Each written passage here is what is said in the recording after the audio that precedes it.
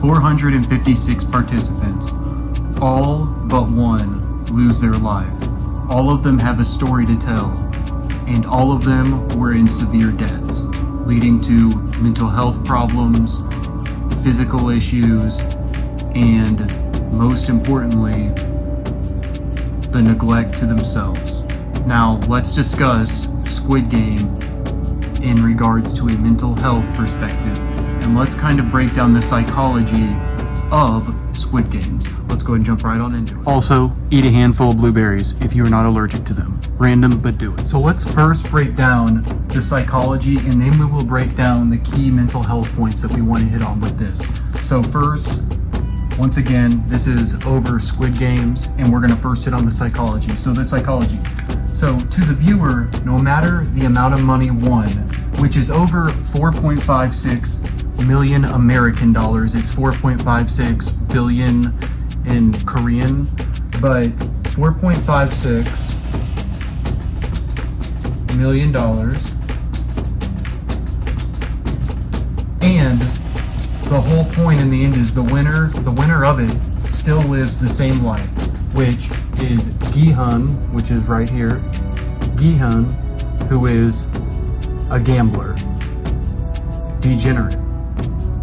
So, key to it is, once again, he ends up living the same life, and there is going to be the second season coming out, obviously, too.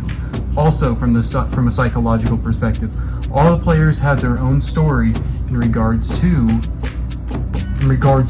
money and trauma. So really, so I'm just going to go and say this: every contestant that was picked for this was picked for a specific reason of having some sort of massive debt and even, mental health problems. They were all prey. Everyone picked. So that's why I write money, which is a lot of them, but also trauma, people who are homeless, mental health issues, but also the director talks about how he relates to the characters, which that is why, if you're wondering why I have Sang-woo and Gi-hun up here, Gi-hun was a gambler. No, that's hard to see. Sang-woo went to school, highly educated, lost a lot of money. That's Sang-woo.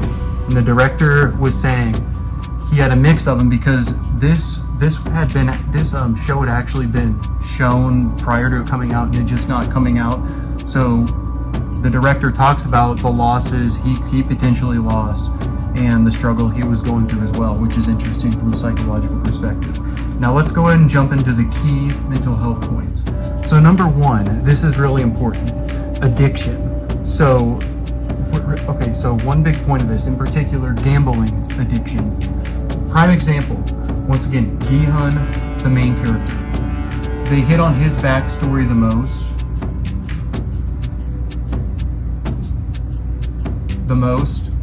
And it shows, once again, he's a degenerate gambler.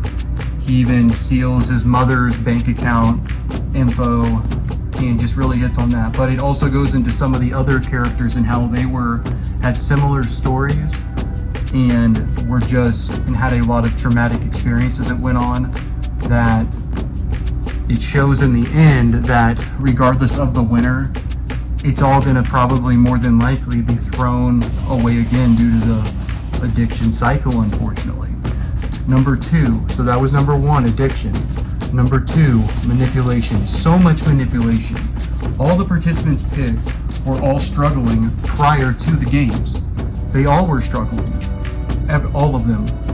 Meaning, they all knew, meaning the people who picked these characters, which I think we'll probably learn more about in the next season, is that they were all struggling prior to the games, making them more likely to fall once again to the same problems after the series, showing that money means nothing, essentially.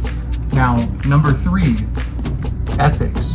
And if you've made it this far, please like and subscribe to the channel. Leave a comment as well, I greatly appreciate it. Number three, ethics. So, also moral choices. So the whole show revolves around death, lying, and greed, but the cost of it, I mean, if you think about it, this isn't working. you think about it, think about the choices they have to go to once they see what they're up against, seeing that they're seeing people around them die. Things like this, they had no idea that this is what was going to happen, but once they start seeing this, how they react while they're in the game. And I leave this as well. In today's society, if you think about it, would you be in it? And I'm not saying if you were in this predicament, if you were in it, how would you react in it? Would you partake in it? Would you be willing to risk it all? I mean, these are things, if you think about it, that today we can really relate to, because there's a lot of people, unfortunately, who financially struggle, who have mental health problems. If you think about this from a mental health perspective, what all would go into this in regards to how would you react once again if you were in this? And once again, more than likely, you being picked to be somebody who's been through a lot of trauma, victimization, things like this. I mean, you got to understand, everyone involved in the show who's picked, once again, had in specific some sort of debt, and very high debts too. Also, people who'd been through been through a lot of trauma. So once again, just to summarize this, in today's society, who knows who would be picked? But I mean, once again, if there was something like this, like a Squid Game today, which once again, I don't think that would happen, but theoretically, from a mental health perspective, if you were in it, and exclude even addiction, let's say there was something like this today, how would you respond if you were in the games? Would you try to help others? Would you obviously try to live? Would you try to rally with the others to try to make this where they try to put it into this in general? I mean, you got to think about it. I mean, that's just one thing I think it's really interesting. But that is your daily dose of mental health. Kind of random, but there's going to be the next season coming out. But I'm going to get back to putting out, once again, I'm going to be talking about different types of mental health conditions and what I see in the psychiatric setting as an RN. But I also just like talking about different shows and relating to mental health.